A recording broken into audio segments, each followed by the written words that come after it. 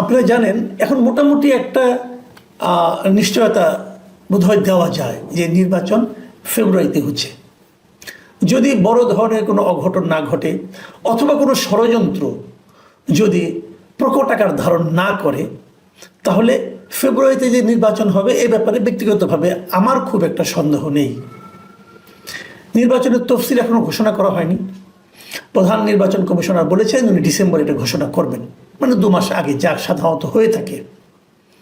নির্বাচনের রোডম্যাপ ঘোষণা করা হয়েছে এবং নির্বাচনের জন্য কিভাবে নির্বাচন হবে, নতুন কি কি নিয়ম আগের তুলনায় প্রয়োগ করা হবে, তার জন্য গণপ্রতিনিধিত্ব আদেশ যেটা আছে, মানে আমরা যেটাকে আরপিও হিসেবে চিনি, সেই আরপিওতে নতুন কিছু ধারা ঢোকানোর জন্য অথবা পরিবর্তন করার জন্য নির্বাচন কমিশনের পক্ষ থেকে সরকারের কাছে প্রস্তাব পাঠানো হয়েছে। এই যে প্রস্তাবগুলি পাঠানো হয়েছে এগুলো প্রথমে আইন মন্ত্রণালয়ে যাবে। আইন মন্ত্রণালয়ে ভেটিং হওয়ার পর যদি সেটা যেগুলো গ্রহণ করা যায় সেগুলো উপদেষ্টা পরিষদের সভায় উপস্থাপন করা হবে। সেখানে যদি তারা সবগুলি যে কোটা তারা মানে অনুমোদন করবে, সেগুলো রাষ্ট্রপতির কাছে পাঠাবে একটা অধ্যাদেশ জারির জন্য। অধ্যাদেশ জারি হয়ে গেলে সেই নিয়মের মধ্যে নির্বাচন হবে। এখন প্রশ্ন হলো যে কি কি সংশোধনী নির্বাচন কমিশন আনতে চান। সেখানে অনেকগুলো জিনিস তারা আনতে চান, প্রায় 40-44টার মতো সংশোধনী প্রস্তাব তারা দিয়েছেন। তো সবগুলো নিয়ে আলোচনা করা যাবে না, আমি 2-1টা বিষয় নিয়ে আলোচনা করব, খুব বেশি না। আমি তবে সংক্ষেপে কিছু বলে নিই আপনাদেরকে কয়েকটা প্রস্তাব সম্পর্কে। যেমন আগে জামানত ছিল 20,000 টাকা, সেই জামানত বাড়িয়ে করা হয়েছে 50,000 টাকা। তারপরে আগে অনলাইনে মনোনয়নপত্র জমা দেওয়া যেত, এখন সেটা করা যাবে না, মানে আপনাকে ফিজিক্যালি যে হাজির হয়ে মনোনয়নপত্র জমা দিতে হবে। এতে কিন্তু সংঘাত বাড়বে। সংঘাত বাড়বে এই কারণে যিনি যেতে চাইবেন কেউ তাকে বাধা দিতে চাইবেন, এটা নিয়ে একটা ঝামেলা কিন্তু হতে পারে, অথবা রাস্তায় কাউকে অ্যাটাক করা হতে পারে। কাজে এটা আমার কাছে মনে হয় খুব একটা ভালো বিধান হয়নি। যেটা নাকি জামানত যেটা বাড়ানো হয়েছে ওটাও আমার কাছে পছন্দ হয়নি। জামানত 50,000 টাকা করতে হবে কেন? এটা তো কোনো প্রয়োজন নেই। আবার নির্বাচনী ব্যয়, এই ব্যয়টাও আমার কাছে মনে হয়েছে বাড়ানো হয়েছে এই কারণে ওনারা ধরে বলেছেন যে প্রতি ভোটারের জন্য 10 টাকা হারে আপনি নির্বাচনী ব্যয় করতে পারবেন। তার মানে যদি 10 টাকা হয়, যদি 3 লাখ ভোটার হয় একটা এলাকার, তাহলে সেখানে আপনি 30 লাখ টাকা পর্যন্ত মিনিমাম ব্যয় করতে পারবেন। এটা অনেক টাকা ভাই। তাহলে এতে হচ্ছে কি কেবল ধনীরাই প্রার্থী হতে হবে, গরিবদের আর নির্বাচন করার শখ থাকলেও কাজ হবে না। তো এইগুলি ভালো না, আমার কাছে এগুলো পছন্দ হয়নি। আবার কেউ যদি কোনো প্রতিষ্ঠানের কাছ থেকে অনুদান নিতে চায় তাহলে 50 লাখ টাকা পর্যন্ত সর্বোচ্চ অনুদান নিতে পারবে। তবে এখানে আরেকটা ইন্টারেস্টিং একটা নিয়ম করা হয়েছে যেটা আমার কাছে পছন্দ হয়েছে, যে 50,000 টাকার বেশি অনুদান নিতে গেলেই সেটা ব্যাংকের মাধ্যমে নিতে হবে। এগুলো ভালো। আবার নির্বাচনের দিন সশস্ত্র বাহিনী বিনা পরোয়ানায় গ্রেপ্তারের ক্ষমতা রাখবে, এটা ভালো মন্দ দুই দিকে আছে। এবং যে জিনিসটা নিয়ে আপত্তি উঠতেই পারে সেটা হলো যে আন্তর্জাতিক অপরাধ ট্রাইব্যুনালে যদি কারোর বিরুদ্ধে অভিযোগ থাকে তাহলে তিনি নির্বাচনে অংশ নিতে পারবেন না। এটা আমি মনে করি এটা খুবই খারাপ একটা মানে দৃষ্টান্ত হচ্ছে। কারণ এই মুহূর্তে আন্তর্জাতিক অপরাধ ট্রাইব্যুনালে যদি কারোর নামে অভিযোগ থাকে, সেই অভিযোগ তো প্রমাণ হতে হবে। অভিযোগ থাকা মানেই যে সে অপরাধী তা কিন্তু নয়। অভিযোগ অনেকের বিরুদ্ধে থাকতে পারে, যদি অভিযোগ থাকা মানেই অপরাধী হয় তাহলে তো বিচারের কোনো দরকার পড়ে না, তাহলে তার শাস্তি দিয়ে দিলেই হয়। কাজেই অভিযোগ থাকলেই সে নির্বাচনে অংশ নিতে পারবে না, এই জিনিসটা আমার কাছে মনে হয়েছে যে এটা একদমই একটা মানে মূর্খতা মিশ্রিত একটা সিদ্ধান্ত বলে আমি মনে করি। আবার আরেকটা বলেছে যে ফেরারি আসামিদের নির্বাচনে অযোগ্য ঘোষণা করতে হবে। এইটা আমার কাছে মোটামুটি গ্রহণযোগ্য মনে হয়েছে। ফেরারি আসামি বলতে কি, মনে করেন কারোর বিরুদ্ধে অভিযোগ আছে, কোনো মামলা আছে, সেই মামলায় একটা চার্জশিট দিয়েছে পুলিশ চার্জশিট দেওয়ার পর আদালত তাকে হাজির হতে বলেছে কিন্তু সে হাজির হয়নি, তাহলে সে ফেরারি আসামি।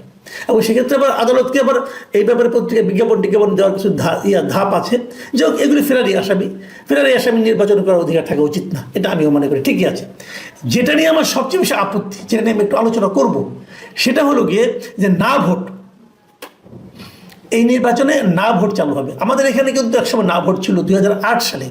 2008 সালের নির্বাচনে না ভোটের একটা প্রচলন ছিল। ওই সময় যিনি ইলেকশন কমিশনার ছিলেন যারা, তারা একটা না ভোটের প্রচলন করেছিলেন। না ভোট হলো এরকম, ধরা যাক একটা ব্যালট পেপারে 10 জন প্রার্থী আছে, তো 10 জন প্রার্থী থাকার পর সেখানে আসলে অপশন থাকবে ভোটারের জন্য 11টা। 10 জন প্রার্থীর জন্য অপশন থাকবে 11টা এরকম যে আপনি 10 জন প্রার্থী যে কোনো একজনকে ভোট দিতে পারেন, কিংবা যদি আপনি এদের কাউকেই ভোট দিতে না চান তাহলে সবার নিচে একটা অপশন থাকবে, সেটা হলো না ভোট। মানে আমি এই উপরের একজনকেও ভোট দিতে চাই না, না ভোট। এটাকে অনেকে বলা হয় নোটা ভোট। নোটা ভোট মানে কি, যে নান অফ দ্য অ্যাবভ, উপরে যারা আছে তাদের কাউকে আমি ভোট দিতে চাই না, সেটা হলো নোটা ভোট। এই নোটা ভোট পৃথিবীর অনেক দেশে আছে, কিন্তু পার্শ্ববর্তী ভারতে আছে, আর্জেন্টিনায় আছে, বেলজিয়ামে, Bulgaria, Colombia, France, Greece, Indonesia, Netherlands, Norway, Peru, Spain, এই সমস্ত দেশে কিন্তু আর অনেক দেশ, এই দেশগুলোতে নোটা ভোটের অপশনটা আছে। মানে আমি এদের কাউকেই পছন্দ করি না। আমাদের এখানে না ভোটের অপশন রাখা হয়েছে, ইলেকশন কমিশন এই ধরনের একটা প্রস্তাব দিয়েছেন, কিন্তু এটা বড় অদ্ভুত। অদ্ভুত কেন? ওনারা বলেছেন যদি কোনো একটা আসনে একজন মাত্র প্রার্থী থাকে, মানে যিনি বিনা প্রতিদ্বন্দ্বিতা নির্বাচিত হতে চাচ্ছেন, এরকম যদি হয় তাহলে সেক্ষেত্রে একটা না ভোট অপশন থাকবে। যদি একজন থাকে এবং সেই না ভোট যদি বিজয়ী হয় তাহলে নির্বাচনটা বাতিল হবে। এই যে পদ্ধতিটা, না ভোটের এমন উদ্ভট পদ্ধতি সারা দুনিয়ার কোথাও আছে বলে আমার জানা নাই। এই কারণে যে ওনারা, আমি বুঝতে পেরেছি ব্যাপারটা ওনারা কেন রেখেছেন। ওনারা এই অপশনটা মাথায় রেখেছেন 2014 নির্বাচনকে মাথায় রেখে। আপনাদের মনে আছে 2014 সালে আওয়ামী লীগ প্রায় 150-এরও বেশি, মানে 153টা আসনে কিন্তু তারা বিনা প্রতিদ্বন্দ্বিতায় নির্বাচিত হয়েছিল।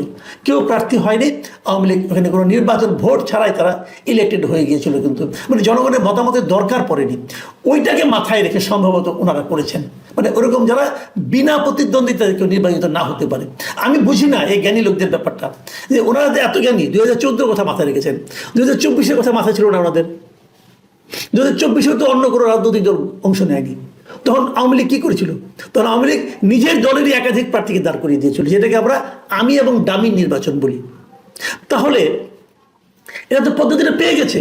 যদি কেউ দেখে যে আমার বিনা প্রতিদ্বন্দ্বিতা নির্বাচিত হওয়ার মতো অবস্থা দাঁড়াচ্ছে, তখন সে কী করবে? তার বাড়ির কোনো কিছু চাকর বাকরকে বলবে তুমি দাঁড়ায় যাও, তাহলে তো 2জন প্রার্থী হয়ে গেল। তাহলে এই না ভোটের ব্যবহারটা কোথায়? এই না ভোটের ব্যবহার কোথাও থাকবে না। হয়তো একটা নিয়ম করেছে, এবং হাস্যকর না ভোট, পৃথিবীতে এরকম হাস্যকর না ভোট আর কোথাও নাই। এই নির্বাচন কমিশনার যারা হয়েছেন ওনাদের আসলে নির্বাচন কমিশন হওয়ার মতো কোনো অভিজ্ঞতা নাই। সচিব টচিব ছিলেন আগে, এখন অবসর জীবনযাপন করছিলেন, ধরে এনে নির্বাচন কমিশনার বানাই দেওয়া হয়েছে। এটা একটা না ভোট উদ্ভট, এবং ওনাদের দোষ আমি দেই না। এই কারণে এটা নির্বাচন সংস্কার যে কমিশন ছিল বদিউল আলম মজুমদারের নেতৃত্বে, উনিও আবার বিরাট জ্ঞানী, তো ওনাদের প্রস্তাব এটা ছিল, মানে উদ্ভট প্রস্তাব। আমি মনে করি না ভোটটা সারা দুনিয়ায় যেভাবে আছে সেভাবেই থাকা উচিত, মানে প্রত্যেকটা ব্যালট পেপারে না ভোটের একটা অপশন থাকতে হবে। কিন্তু আমি এটাও নিশ্চিত জানি যে এইবার সেটা তারা বাস্তবায়ন করবে না।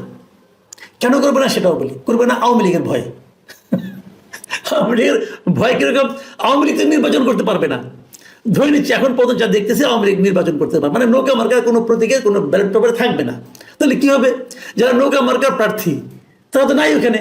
তাহলে কিন্তু নৌকার যারা ভোটার আছেন তারা যেহেতু ব্যালট পেপারে নৌকা খুঁজবে, যখন নৌকা না পাবে তখন তারা না মার্কে একটা ভোট দিয়ে আসবে। এবং এটা বাড়তে বাড়তে এমন একটা পর্যায়ে হতে পারে যে কোনো কোনো প্রার্থীকে কোনো কোনো এলাকায় বেজ্জতি পর্যন্ত হতে পারে। এই ভয়ে আমার ধারণা এটা এবার বাতিল রাখা হয়েছে। আমি যেটা মনে করি যে আপনি যখন একটা আইন করবেন না, সেটা একবারের জন্য আইন করেন না, একবারের কথা বিবেচনা করে আইন করেন না, একটা নির্দিষ্ট দলের সুবিধা অসুবিধার কথা ভেবে আইন করেন না। আইন আইনের মতো চলবে। সেই আইনের কি বাস্তবায়ন হওয়ার পর কি রেজাল্ট আসে এটা দেখে আপনারা বুঝতে পারবেন যে আইনটার ভুল কোথায় হয়েছিল, অথবা বুঝতে পারবেন যে দেশের পলিটিক্যাল সিচুয়েশনটা আসলে কি। আপনারা যদি একটি মাত্র দলকে দূরে রাখার জন্য কাজ করেন, অথবা অন্য কোনো একটা দলকে সুবিধা দেওয়ার জন্য কাজ করেন, তো সেটা আর যাই হোক, সেটা সার্বজনীন আইন হবে না।